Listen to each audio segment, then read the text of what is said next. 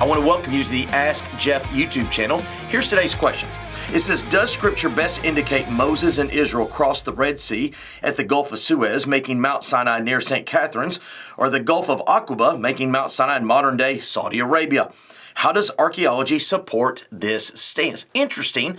This is dealing with what we know as the Exodus experience, the crossing of the Red Sea. It mentions archaeology and the biblical record, which I believe go perfectly hand in hand. So what we know is the, quote, traditional site of the Red Sea crossing is the very northern side, as mentioned here, the Gulf of Suez. St. Catherine's is a famous monastery on that famous Sinai Peninsula.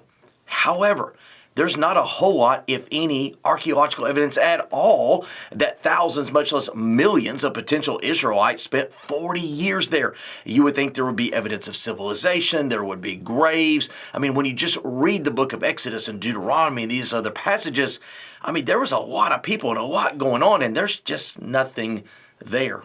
Plus, it really doesn't match the biblical record of where God had them go. In fact, after the famous Passover meal, they go way south, which would be, quote, that second reference, which would lead us to a massive crossing, I would say across the water, except what happened in the Bible, the Lord brought the wind, pushed back the waters, they go across on dry land.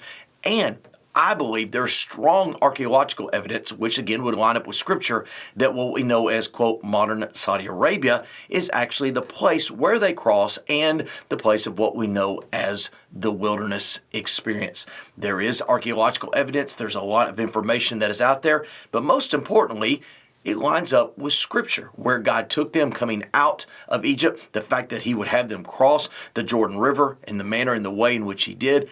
I believe that what we know as a Red Sea, the major body of water, Gulf of Aqaba, down at the bottom, is the place of what we know as the supernatural, miraculous crossing of the Israelites into eventually the wilderness, going into the Promised Land. Great question. If you have one, send it to AskJeff.net. Maybe your question will be tomorrow's.